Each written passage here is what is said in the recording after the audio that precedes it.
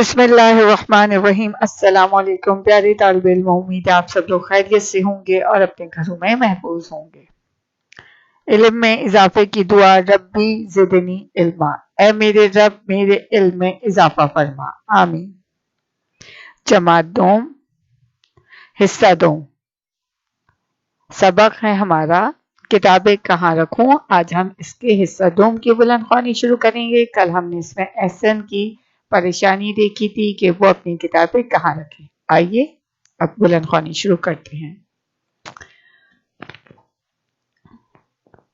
تھوڑی دیر کے لیے وہ ابو سے اجازت لے کر باہر چلا گیا۔ ابو نے دروازہ بند کر کے احسن کو نماز پڑھنے کی ہدایت کی اور پھر کھانے کے لیے دسترخوان پر آنے کو کہا۔ کھانے کے بعد احسن نے آرام کیا، اٹھ کر نماز پڑھی اور اپنا اسکول کا کام مکمل کرنے بیٹھ گیا۔ ابھی کچھ ہی دیر ہوئی تھی کہ اس کے کانوں میں عجیب سے شور کی آواز آئی۔ عجیب سے شور یعنی کچھ الگ سی آوازیں آئیں۔ شور کی آواز سے احسن نے باہر نکل کر دیکھا تو وہی آدمی لکڑی کے بڑے بڑے تختوں کو آری کے ذریعے کاٹتا ہوا دکھائی دیا۔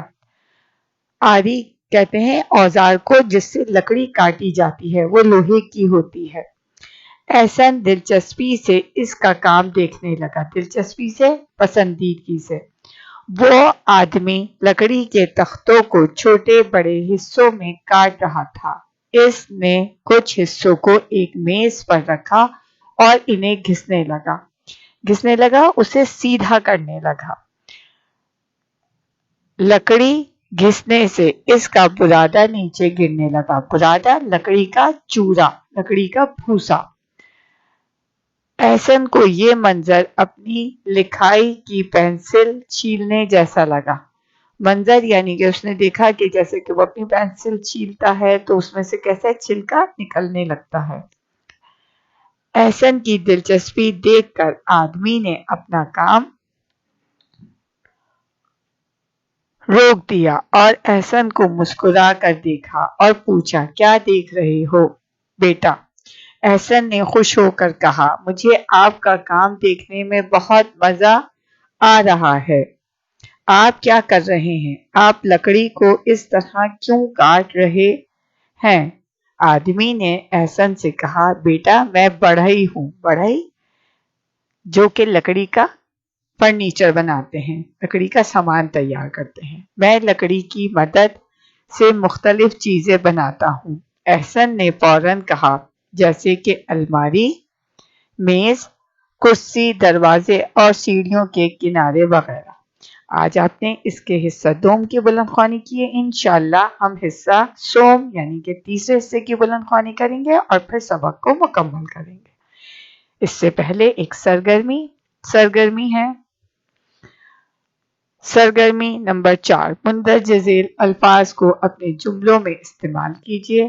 الفاظ ہیں، پہلا لفظ ہے اوزار، دوسرا ہے ہدایت، تیسرا ہے توجہ، چوتھا ہے مرمت۔ آپ نے ان الفاظ کے جملے بنانے ہیں۔ اوزار، میرے گھر میں بہت سارے اوزار موجود ہیں۔ دوسرا جملہ ہوگا، ہتھوڑی ایک اوزار ہے۔ اوزار کے بغیر کوئی بھی کام مکمل نہیں ہو سکتا۔ ٹھیک ہے، اس طرح اپنے جملے بنانے، اپنا خیال رکھنا ہے۔ ویڈیو کی مدد سے کتاب کی سرگرمی 4 صفحہ نمبر 51 پر مکمل کیجیے۔